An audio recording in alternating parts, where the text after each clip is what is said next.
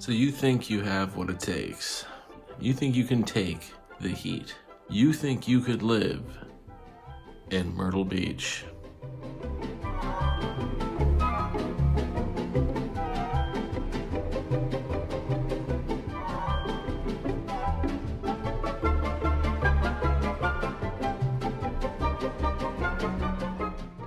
All right, and we are back. Retro Myrtle Beach Guy. We're gonna be doing something a little different today. I've seen a lot of these videos about what it's like living in Myrtle Beach, the do's and don'ts of moving to Myrtle Beach.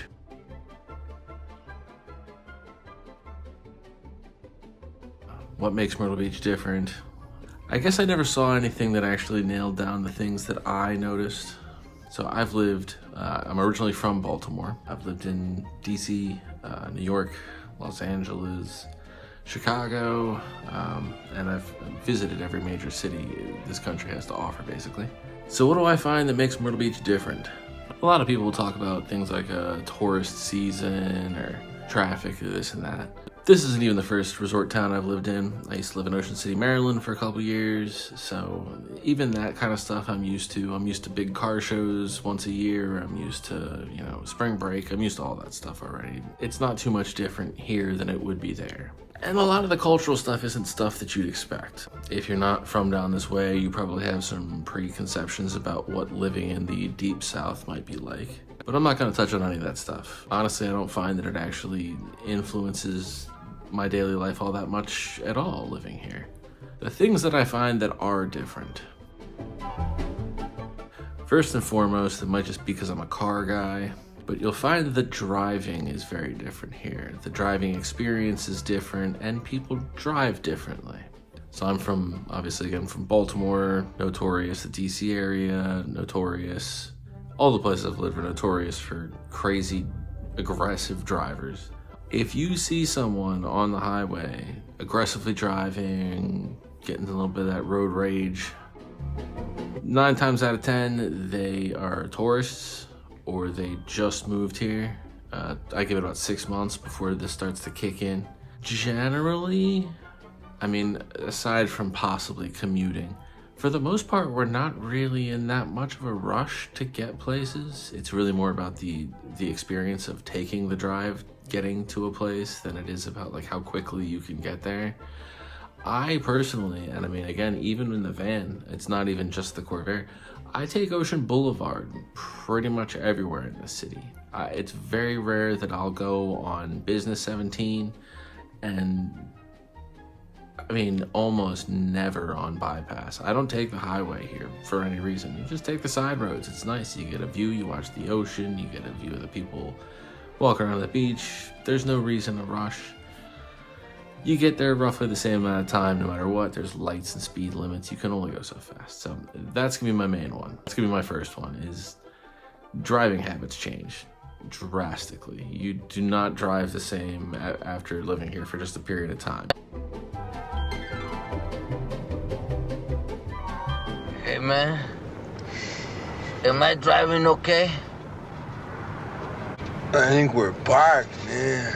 And it's the number one complaint I hear from both tourists and from people who just moved here. They're like, why do you all drive so slow? And it's just, again, not in that much of a hurry. What are you in such a rush to do? Gotta hurry up and relax and look at the ocean. Hurry up and relax and sit by the marsh.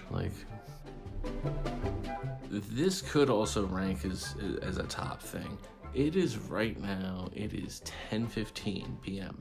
And I guarantee you 90% of the businesses in this town are closed right now. That's just how it goes. The gas stations, half of them close by 10, if not 9. Off season, it'll be even worse. Almost all the bars close around 9, 10, 11 o'clock, maybe at the latest. You are gonna have your here and there bars and clubs that are open till 2, stuff like that. But it's really rare. Most places 7, 8 o'clock. I know certain bars close by 7. It's not what we do. And that'll drive people crazy. When you come here on vacation or if you move here, prepare for that.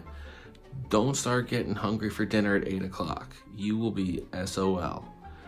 Maybe you can find something, but it's gonna be, Denny's, Something like that, more than likely. I remember coming here on vacation, and you're like, it's 9 o'clock, how come I can't find dinner? And it would be enraging. And literally, it's just because we don't eat dinner that late. Everyone's done. Now, the secret to this is yes, everything closes early. The reason for all of that is we start drinking at like noon. Brunch is really when we start drinking. So like 11 o'clock, 10:30, 11 o'clock is when one will start.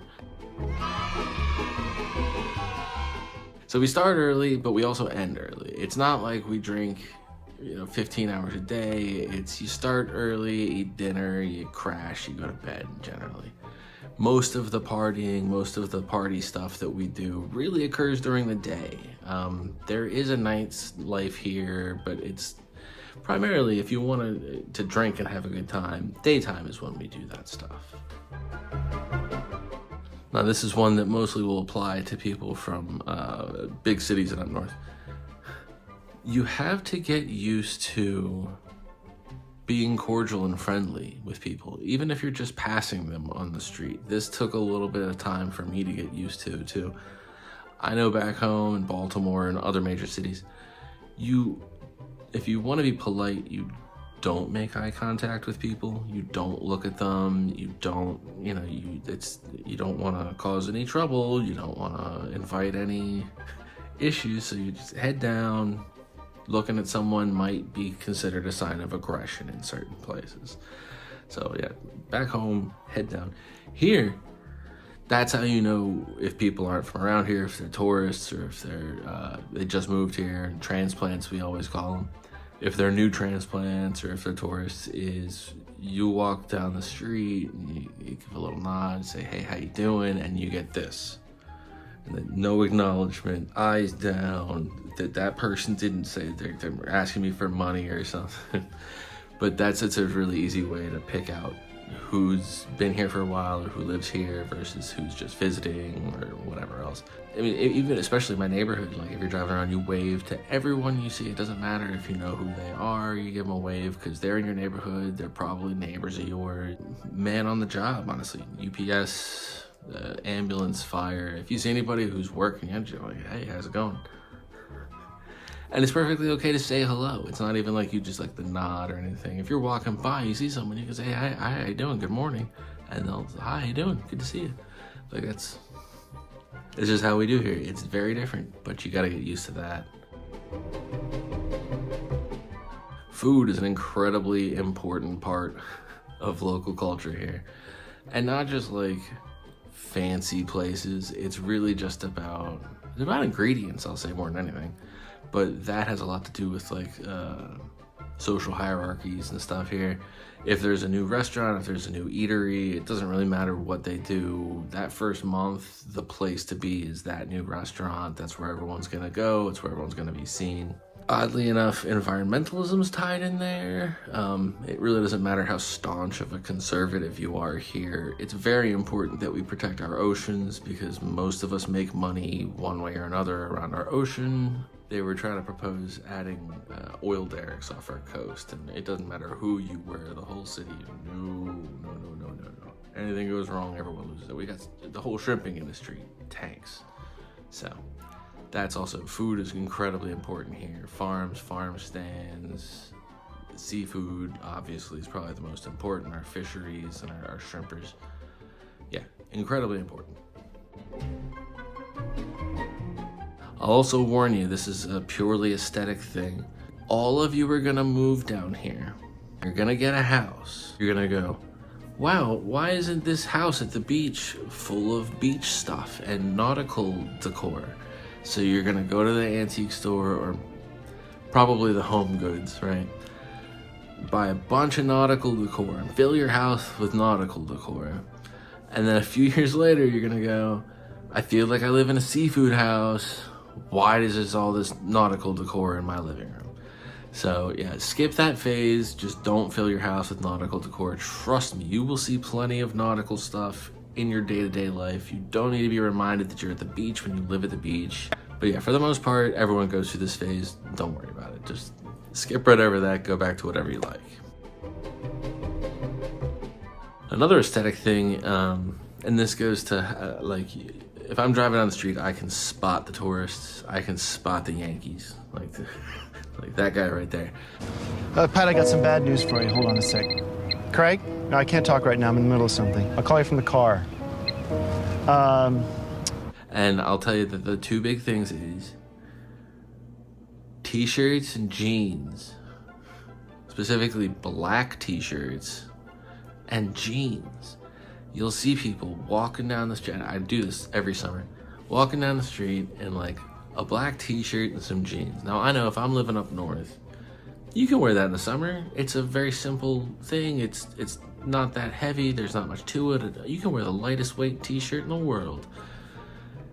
I'll be riding by, I'll see someone dressed like that, and I'm like, man, I know you're hot. And every time they're just like, yes, I'm very hot. T-shirts, knit shirts are not, they don't breathe. It's a nightmare. They stick to you, they're clingy, then they get soaked in sweat, and it's like you're waterboarding. Don't wear t-shirts. Don't come down here wearing black t-shirts and jeans and thinking you're gonna be all right. Dress like a goofy guy, dress like John Candy, it's fine. Everybody else here looks ridiculous like this all the time. So that's a big one. Cotton, rayon, you know, this kind of stuff. Anything that's real thin, breathes, and I always suggest something with buttons. You don't want to pull over. It's just suffocating. And you'll see other guys like sweatpants and like a hoodie, and like I know that looking cool is important, but don't worry about that here. It's not important here. No one is impressed because you're wearing all black. You're not impressing anybody. You're gonna get a heat stroke. It's real simple. You're gonna end up at Grand Strand in the hospital. Yeah, and so obviously that's not all of the differences. There's gonna be lots and lots of differences. But I just find culturally those are like the main things that people don't expect when they come down here or move here, and they didn't see coming. People have a lot of misconceptions about what it will be like. But so you get a lot of the people who come here and cosplaying thinking it's one thing, when really we're just kind of a family-friendly community. I always kind of say it's like Mayberry on the beach, you know, for the most part. But yeah, not all the things that are going to be different. Obviously, there's going to be lots of differences, but these are just a few that I thought I'd point out that I hadn't seen anyone else point out up until now. So thanks for taking a minute, running through all these fun little points and things that I found over a decade of living here. So until next time.